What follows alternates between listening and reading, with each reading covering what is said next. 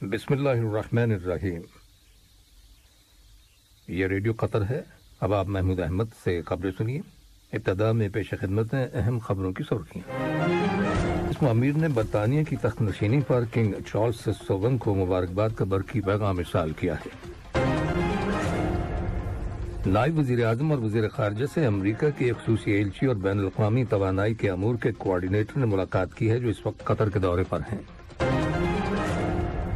قطر نے افغانستان کے دارالحکومت کابل میں ہونے والے 2 بم دھماکوں کی شدید مذمت کی ہے۔ ان دھماکوں میں متعدد افراد ہلاک اور زخمی ہو گئے تھے۔ اور شمالی کوریا کے صدر نے کہا ہے کہ ان کا ملک اپنے ایٹمی ہتھیاروں سے کبھی دستبردار نہیں ہوگا۔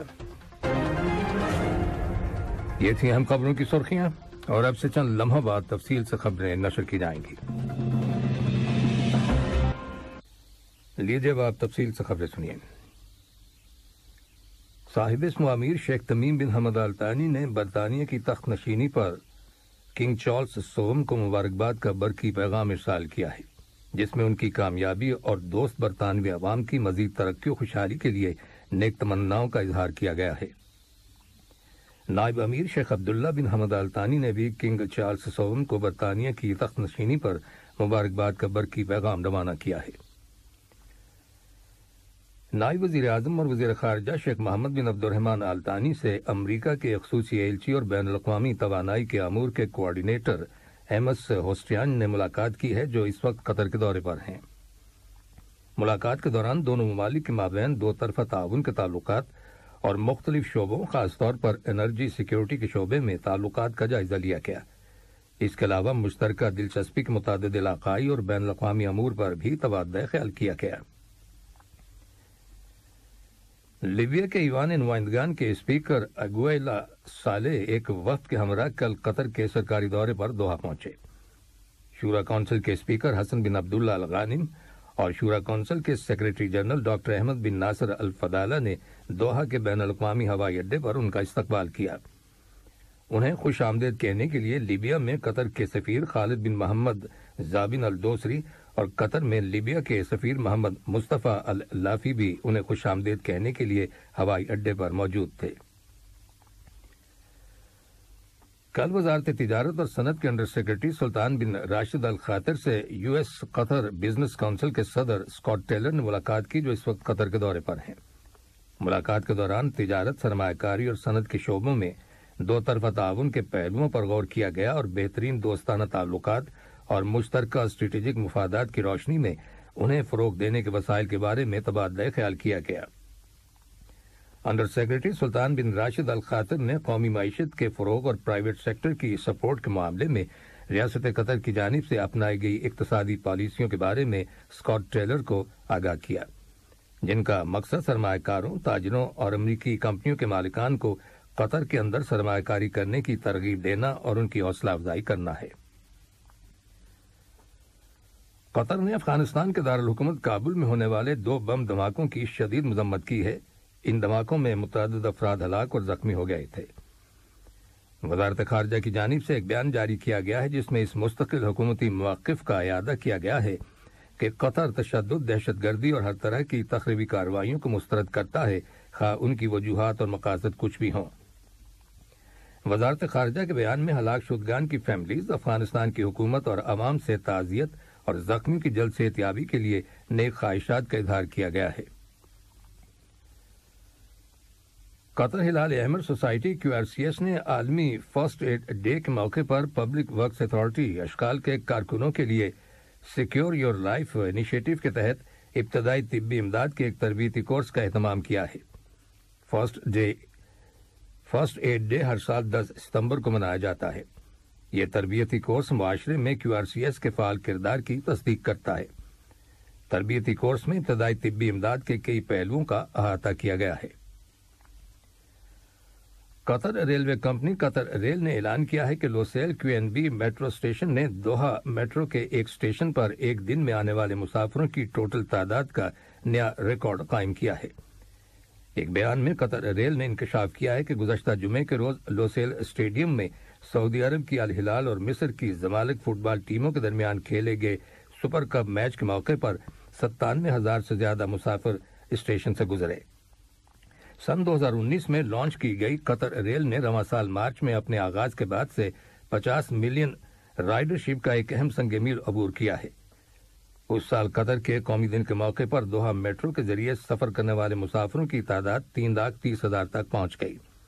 واضح ہے کہ دوحہ میٹرو کے 37 اسٹیشن ہیں جو 3 لائنوں میں پھیلے ہوئے ہیں، جن میں ریڈ لائن، گولڈ لائن اور گرین لائن شامل ہیں۔ یہ خبریں ریڈیو قطر سے نشر کی جا رہی ہیں۔ جمہوریہ سربیا کے صدر الیگزینڈر ووچک متحدہ عرب امارات کے سرکاری دورے پر ابوظہبی پہنچ گئے ہیں۔ ابوظہبی کے بین الاقوامی ہوائی اڈے پر وزیر مملکت احمد علی السیغی اور سینئر سرکاری اہلکاروں نے ان کا استقبال کیا۔ صدر ووچک کے ہمراہ وزراء اور سینئر حکام کا وفد بھی ابوظہبی گیا ہے۔ عراقی فوج نے کل عراق کے مغربی اور مشرقی علاقوں میں فضائی حملوں کے دوران دولت اسلامیہ کے 11 جنگجوؤں کو ہلاک کرنے کا دعویٰ کیا ہے۔ فوج کی جانب سے ایک میڈیا ریلیز میں بتایا گیا ہے کہ گزشتہ چند مہینوں کے دوران عراقی سیکیورٹی فورسز کو شدت پسند جنگجوؤں کی سرگرمیوں کو کچلنے میں بڑی کامیابی حاصل ہوئی ہے۔ شمالی کوریا کے صدر کم جونگ ان نے کہا ہے کہ ان کا ملک اپنے ایٹمی ہتھیاروں سے کبھی دستبردار نہیں ہوگا۔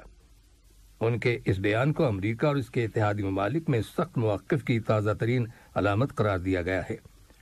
خبر رساں ایجنسی CNN کی رپورٹ کے مطابق شمالی کوریا کے سپریم قانون ساز ادارے سپریم پیپلز اسمبلی نے حال ہی میں ایک قانون منظور کیا ہے جس کے تحت ملک کے ایٹمی پروگرام کو مزید تحفظ فراہم کیا جائے گا۔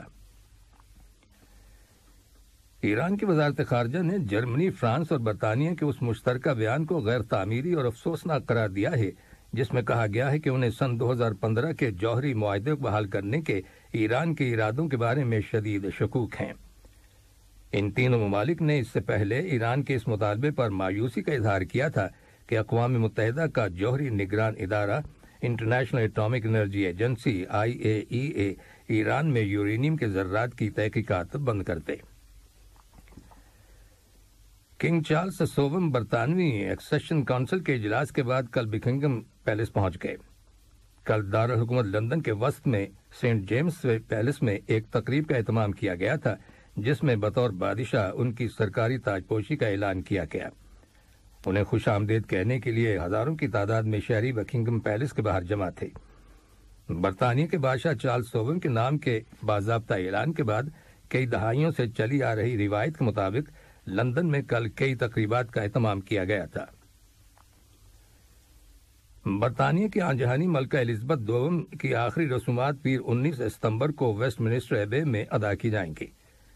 اسٹیٹ فیونرل سے پہلے انہیں 4 روز تک ویسٹ منسٹر ہال میں رکھا جائے گا تاکہ عوام ان کا آخری دیدار کر سکے۔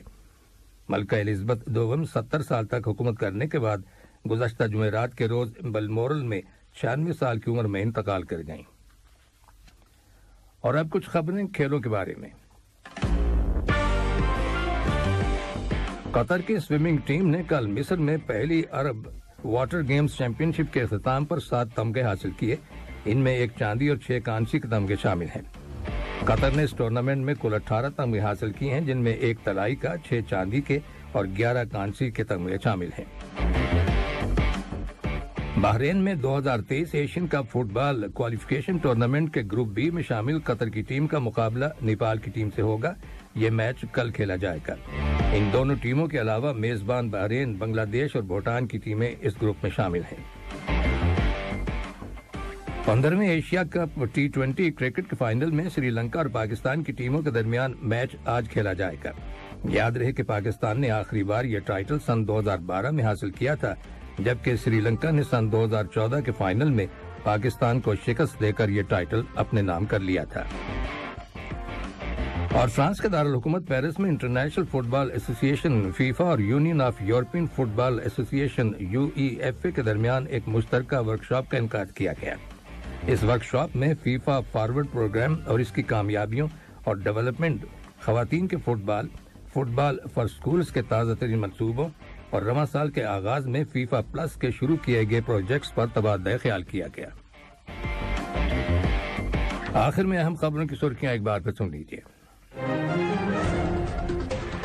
साहिब इस्म अमीर ने बरतानिया की तख्तनशीनी पर किंग चार्ल्स सोवम को मुबारकबाद का बरकी पैगाम इरसाल किया है।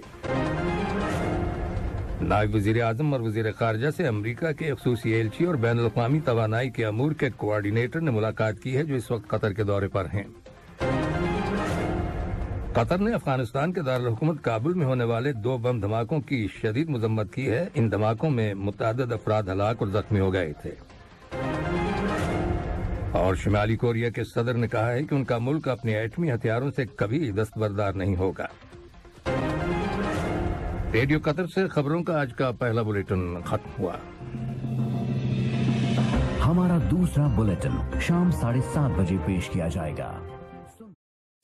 अस्सलाम वालेकुम दोस्तों, मैं हूं शेख नूर। आप देख रहे थे कतर न्यूज़ टुडे। मुझे उम्मीद है कि ये वीडियो आपको इन्फॉर्मेटिव लगी होगी। इसी तरह के वीडियो पाते रहने के लिए नूर टाइम 24/7 यूट्यूब चैनल को सब्सक्राइब कीजिए और इस वीडियो को लाइक, कमेंट और शेयर ज़रूर कीजिए।